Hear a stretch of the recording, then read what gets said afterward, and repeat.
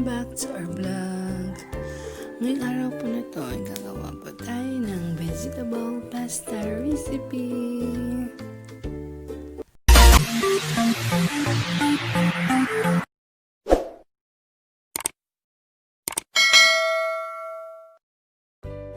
Ang una pong natin gagawin, hugasan po ng maayos ang mga gulay.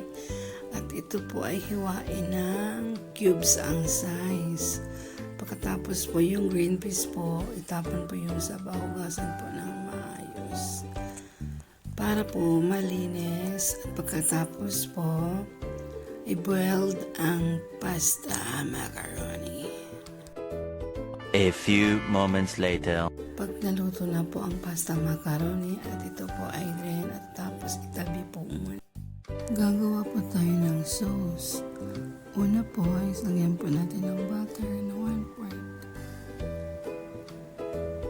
Pagkatapos po ay sunod natin ang bawang. At ito po ay igisa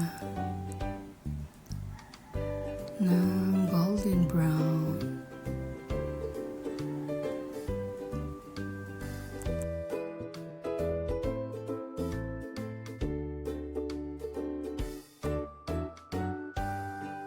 At isunod po ang sibuyas. Haluin po hanggang magiging golden brown.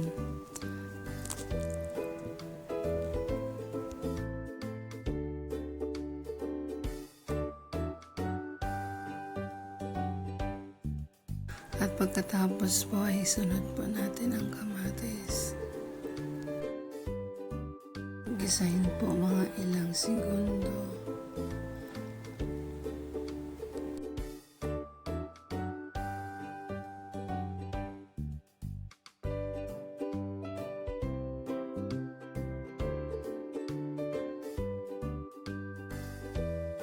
At isunod po natin ang carrots. At haluin ng maigi.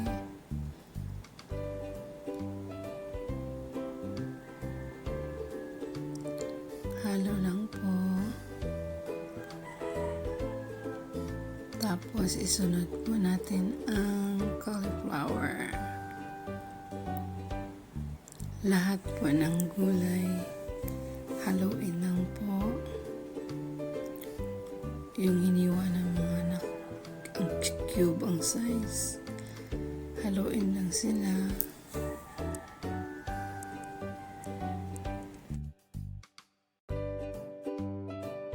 Tapos po lagyan po natin ng paminta.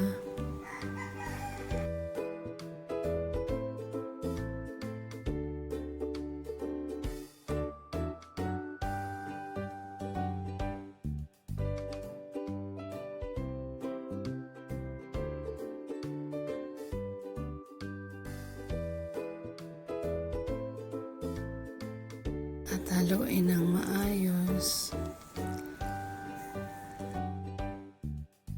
At isunod po natin ang KNORR cubes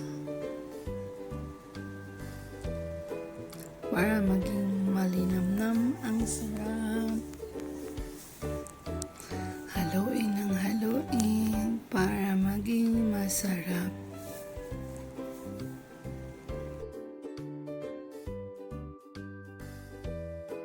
Gisahin lang po ang mga gulay, mga ilang segundo.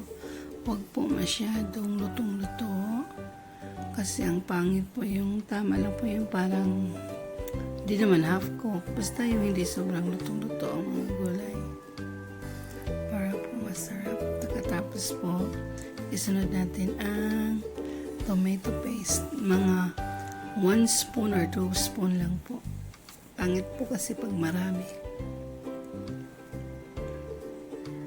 At haluin po ito at lagyan ng tubig.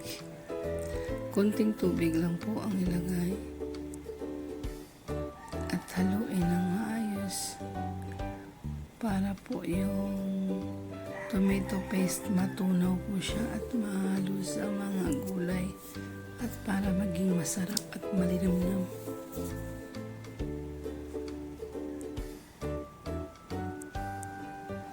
Haluin lang po ang Tapos ano lang po, pakuluan mga ilang segundo.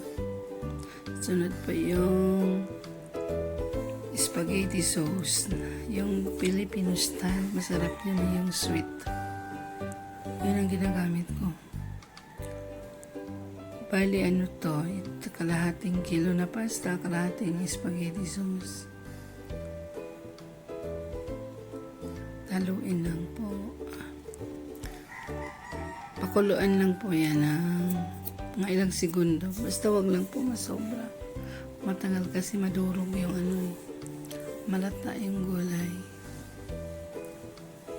At lagyan po yan ng salt. Konting salt lang po.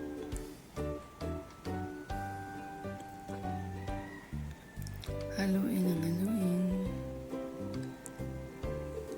Pagkatapos po is dagdagan ulit. Basta po ano, yung tawag dyan, yung kalahating spaghetti sauce, dandanan mo lang yun. Huwag bigla ilang ubusin paglagay. Tansya-tansya mo na. Ganun po yung ginagawa ko. Tapos, basta inaano ko lang na huwag masobrahan ng pagkaluto ng mga gulay. Pangit kasi pag masobrahan, lata siya. Mas masarap yung parang half cook. Hindi naman siya half cook. Basta yung ano, hindi sobra sa luto ang gulay.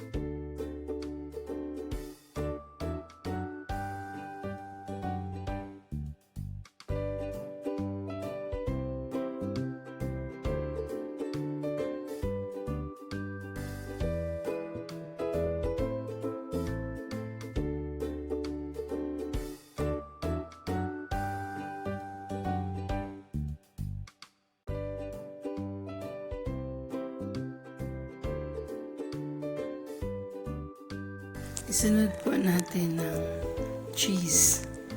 Ginagamit ko po yung Magnolia na ano, yung cheese. Masarap yun eh. Mas masarap pag maraming cheese. Or cheddar. Sarap din po yung cheddar.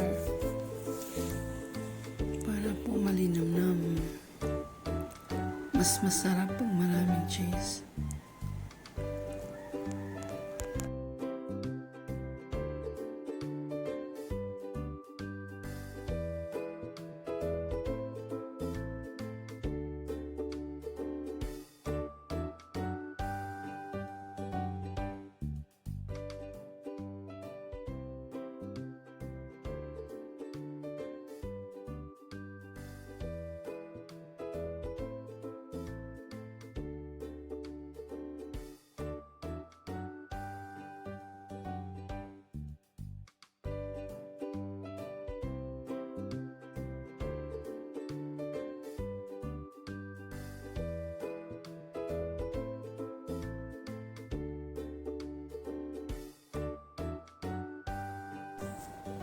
Sunod po natin ang pasta.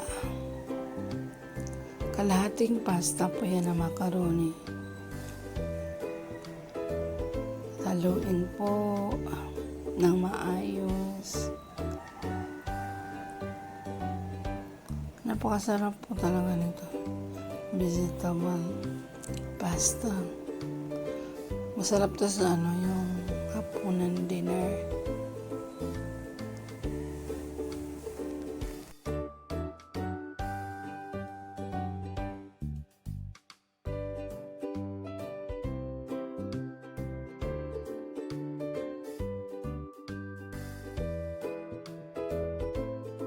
Tapos, dagdagan naman po ulit ng spaghetti sauce.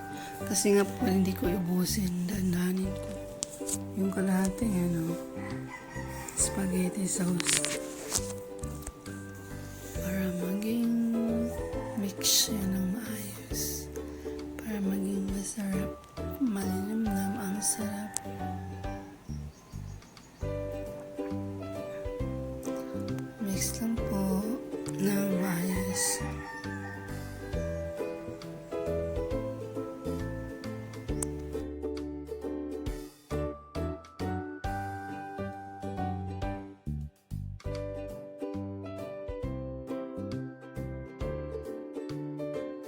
Tapos po ay sunod ang green peas.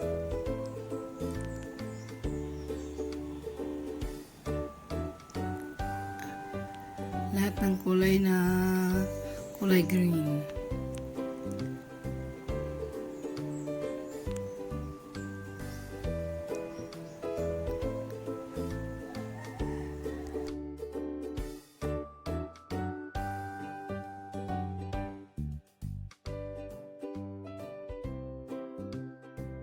Isunod po ang bell pepper na green para maganda ang kulay tingnan. Nasa inyo na po yan kung anong gusto niyo panglagay ng gulay. Ako kasi yan talagang gusto ko yung masarap. Haluin lang po ng maayos. Dapat po yung apoy niyan mahina lang talaga para hindi po masunog yung pasta.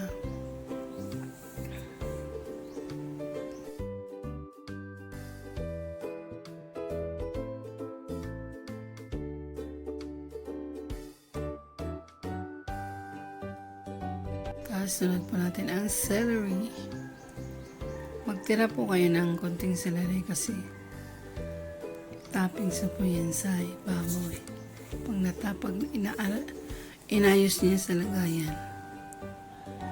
Magtira kayo ng cheese, celery, at saka oregano. Yun kasi gagamitin mo dun ang toppings para maganda tingnan pag-serve. Ayusin lang po namin. Basta kailan po mahina talaga yung apoy niya. Para hindi po malata ang yung pasta at saka yung gulay. Pangit kasi pag malata. Isunod po natin ang oregano. Ang bango po niyan. Wow! Napakasalap-salap po niyan. So, ganun lang po kasimpleng gawin ang vegetable pasta macaroni. So guys, sa mga baguhan pa po dito sa aming channel, paki-click lang po ng subscribe at don't forget to click the notification bell para updated po kayo sa aming mga bagong video. Maraming salamat po.